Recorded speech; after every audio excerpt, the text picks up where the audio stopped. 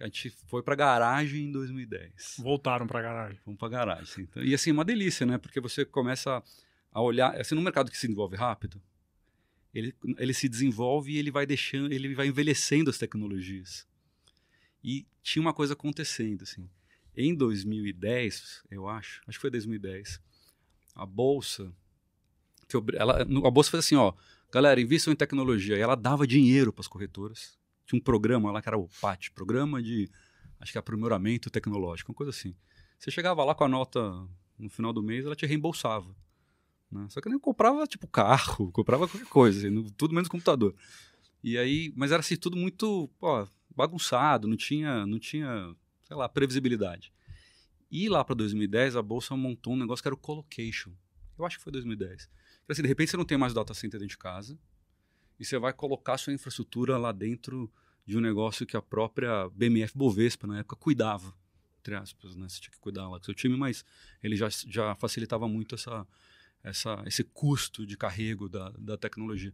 E aquilo, mudou tudo. Você olhava para frente e falava assim, cara, todo mundo... Porque em 2008, 2007, 2008, o Edemir, que era o presidente da Bolsa, ele falou assim, vamos buscar os 5 milhões de clientes, né?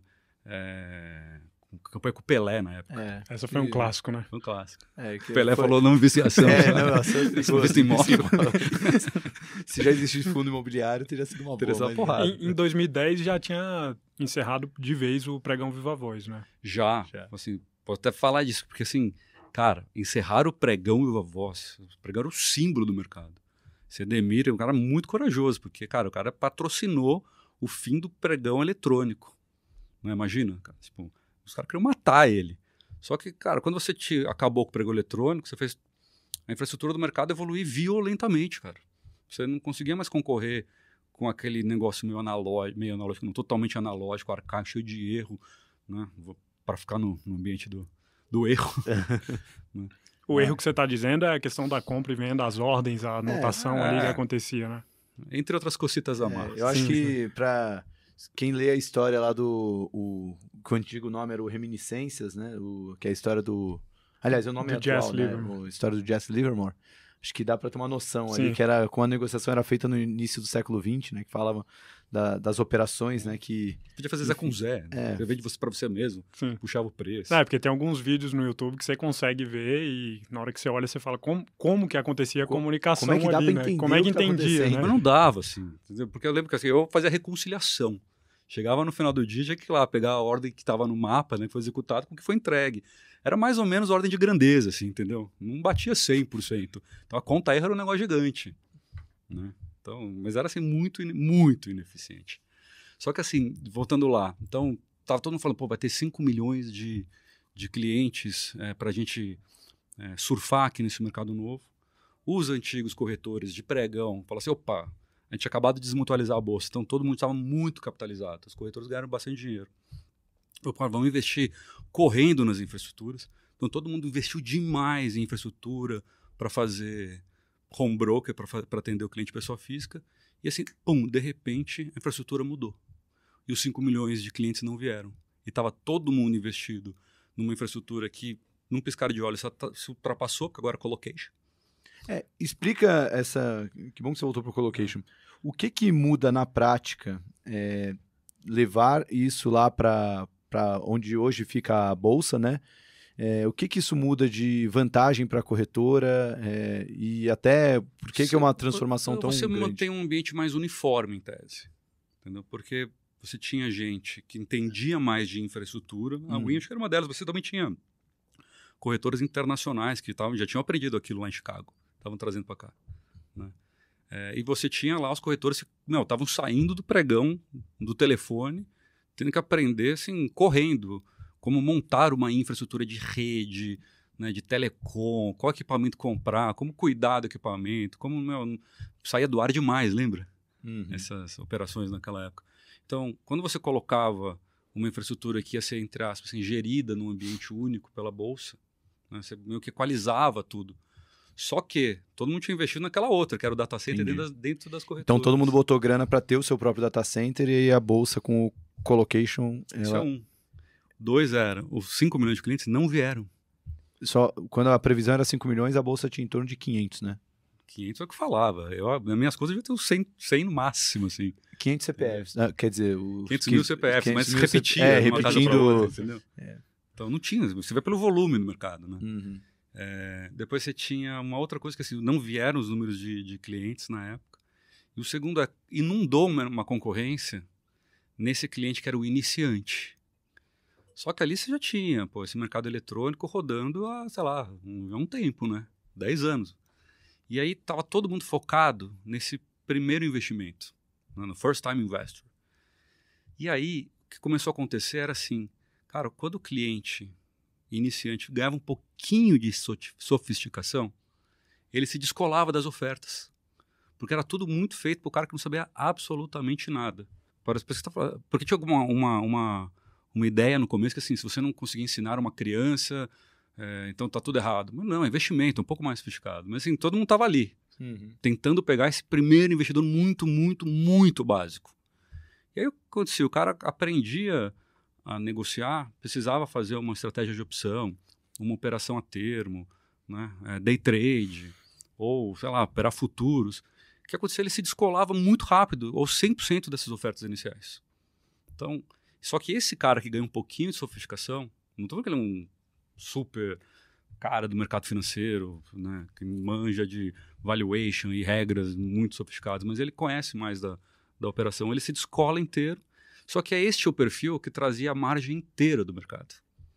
E olha que engraçado, esse cara ele pagava muito baratinho na corretagem na época, né, já começou a ter corretagem fixa naquela época, só que quando ele precisava fazer uma dessas operações mais técnicas, mais sofisticadas, ele tinha que voltar para o telefone, né, porque não eram automatizadas. E aí pagava caríssimo de novo. Então, mais uma vez, tinha aquele negócio, esses negócios que só o mercado institucional acessa com qualidade, acho que chegou na hora de colocar para a pessoa física, né, um investidor individual como todos nós aqui.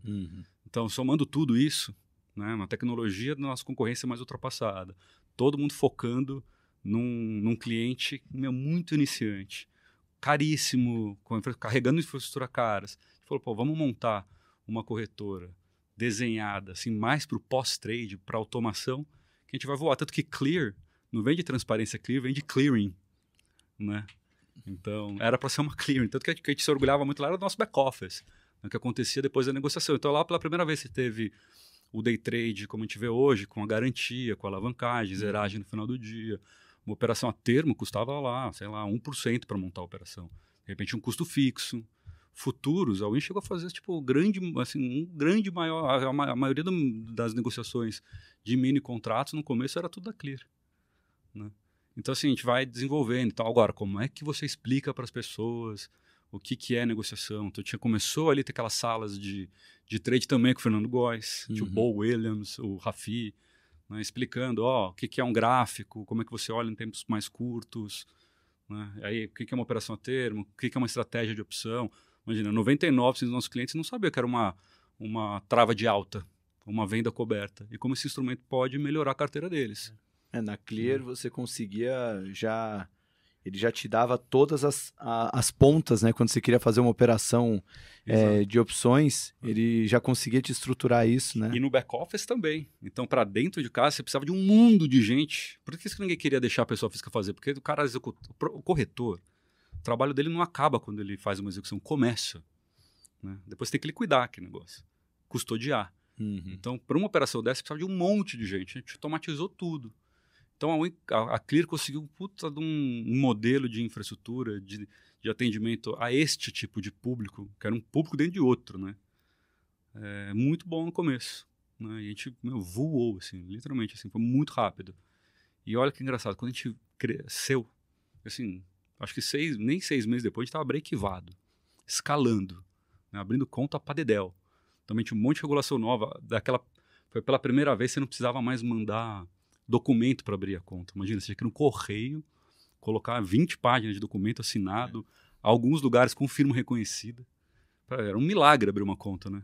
Então, como a regulação avançando, também melhora. A primeira conta que eu abri foi assim. Não, a minha já foi... foi tudo certinho. Não, imagina como era antes ainda, né? Você tinha que chegar de joelho lá pro corretor para ele abrir a conta para você. Então, e aí a gente estava escalando a corretora. E ela, assim, a gente breakivou muito rápido. Menos de 6 meses, a operação estava no positivo. Né? Já apanhando, um monte de problema, tudo que é lado, né? Mas a gente estava, a operação indo bem, a gente já dominava muito bem como que era o pós-trade, como liquidar. A gente tinha um time muito eficiente, era um time muito pequeno. Eu lembro que na época a Clear tinha 30 pessoas. Nunca mais, nem menos. Porque 30 definia a operação. Precisava de 30 pessoas para aquilo rodar.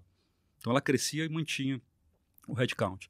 Talvez um dos erros tenha sido não querer crescer em outras frentes. Porque a gente ficou muito eficiente ali também.